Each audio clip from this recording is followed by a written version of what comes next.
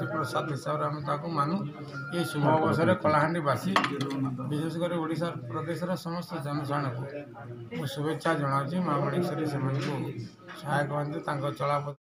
नमस्कार, जनताटी स्वागत।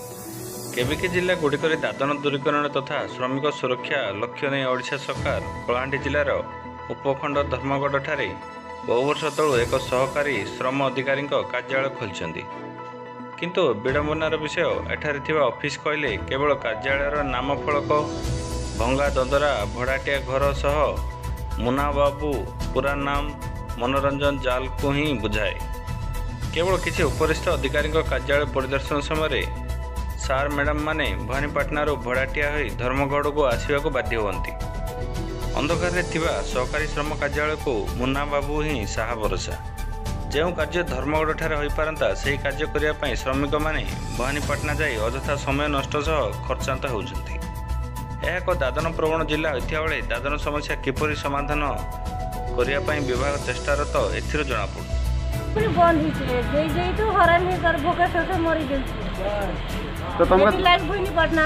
तो तुमको भवानीपाटना ने पाक पड़ू सुविधा हो धर्मगढ़ ऑफिसर बसले सुविधा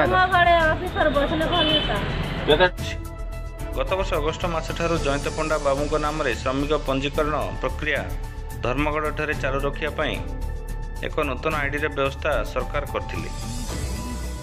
हेले पंडा और भवानीपाटना ऑफिस रे बसी धर्मगढ़ उपखंडर जनसाधारण को उद्धार करुछंती।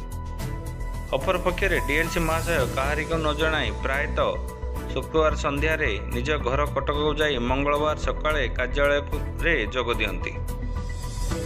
तेबे समस्त कर्मचारी भवानीपाटना रहिले धर्मगढ़ उपखंडर कार्य हेबो किपरि बोली लोकमाने प्रश्न करछंती। नुआकरी जिला को आसवा दिन ठारू श्रम कार्यालय जिलापाल पाद मध्य पड़ पारा ना। नवीन सरकार 5T और मो सरकार योजना श्रम विभाग केते दूर फलप्रद हो देखा रहा। एणु डीएलसी महोदय मनमुखी कार्यकलाप को तुरंत बंद करी राज्य तथा जिला प्रशासन धर्मगढ़ ठारे कार्यालय पर नियोजित समस्त कर्मचारी को भवानीपाटना मुक्त कर धर्मगढ़ कार्यालय यथाशीघ्र थैथान व्यवस्था न करागले यह एक विराट धरण आंदोलन रूप नहीं पारे श्रमिकों मध्य चर्चा जोर धरछि।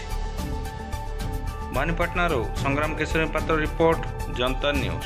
वेरी शॉर्टली तुम गोटे स्ट्राइक करवा जाऊँ जोटा कि एलओ डीएलओ बोथ आम ये करने जाऊँ जदि से अपॉइंटमेंट न हुए ताले अनिर्दिष्ट काल स्ट्राइक कर भावी।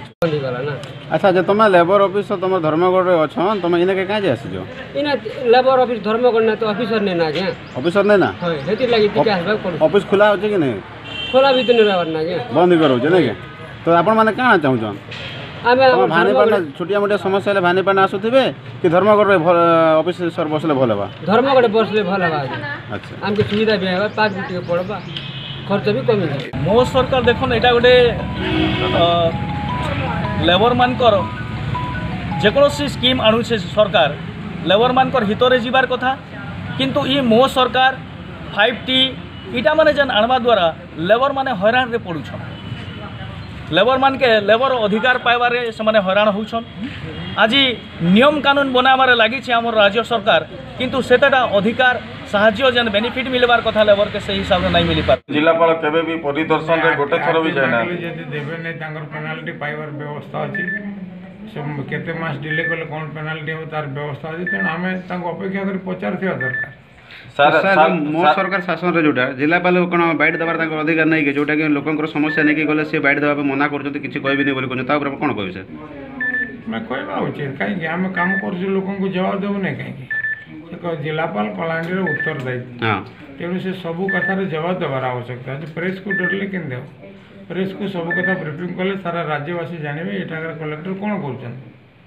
सर आउ गोटे मुख्य काम को इम्प्लीमेंट करती डीएलसी ताको अप्रूवाल करती डीएलओ आउ डीएलसी दायित्व रे जणे ही थिबा द्वारा से निजे इम्प्लीमेंट करबा द्वारा आउ तापरे सेही बिल को निजे पास करछंती सेटा केते दूर था करप्शन बढ़िबो मनमानी काम हेबो एथि ट्रांसपेरेंसी रहिबो नै एक परंपरा हेबा उचित न एटा भूल एमान को विरुद्ध कार्यानुष्ठान